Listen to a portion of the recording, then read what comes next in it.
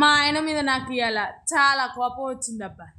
మరి ఎందుకు కోపం వచ్చింది అక్క అని మీరు అడిగితే చెప్తా. విషయం ఏంటంటే సమోసా తినబుద్ధి అయ్యి మా ఆయనని ఇంట్లో అటుకులు చూస్తే అటుకులు లేవని, అటుకులు మెయిన్గా ఇక సమోసాకి అని మా వారిని అటుకులు తీసుకురా అని అయితే చెప్పినబ్బా.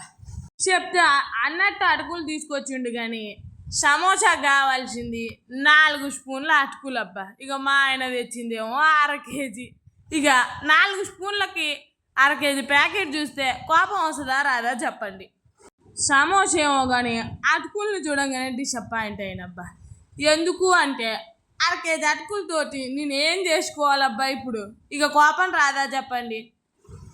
మరి నాలాగా ఇలాగే ఫ్రస్ట్రేషన్ వచ్చిన వాళ్ళు చెప్పింది ఒకటైతే ఇంత పెద్ద ప్యాకెట్ తెస్తే ఎంతమంది సింక్ అవుతారో అది కూడా నాతో ఖచ్చితంగా కామెంట్ బాక్స్లో షేర్ చేసుకోండి అబ్బా.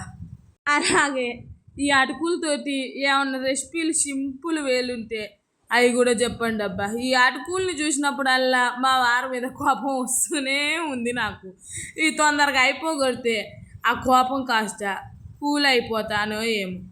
అందుకు ఖచ్చితంగా ఈ సింపుల్గా ప్రాసెస్లో ఈ అటుకులతోటి ఏమేం చేయాలో నాతో షేర్ చేసుకోవడం మర్చిపోవద్దబ్బా. మరి మా ఇంట్లో లాగా మీ ఇళ్ళల్లో ఎప్పుడైనా చెప్పింది చిన్న క్వాంటిటీ అయితే పెద్ద క్వాంటిటీ తెచ్చేటోళ్ళు ఎవరన్నా ఉన్నారా అనేది కూడా నాతో ఖచ్చితంగా కామెంట్ బాక్స్లో షేర్ చేసుకోండి అబ్బా. నాలాగా ఎంతమంది ఉన్నారో తెలిసిపోద్ది. అందుకనమాట. ఇక అర్థమైందిగా నాకెందుకు కోపం వచ్చిందో. అందుకు అనమాట. ఇక వీడియోలోకి వెళ్తే ఇక వాటిని పక్కన పెట్టి చట్నీ కోసం పల్లీలు అయితే మూకులు వేసి వేయించుతున్న చూస్తురుగా.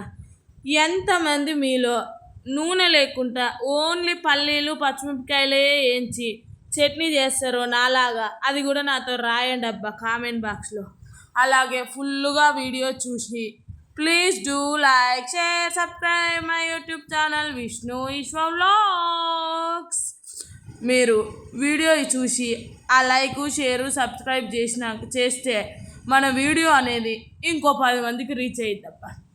అందుకు దానివల్ల నేను ఇంకా రెగ్యులర్గా వీడియోస్ పోస్ట్ చేయడానికి అవకాశం ఉంటుంది. నాకు అర్థం చేసుకోండి అబ్బా.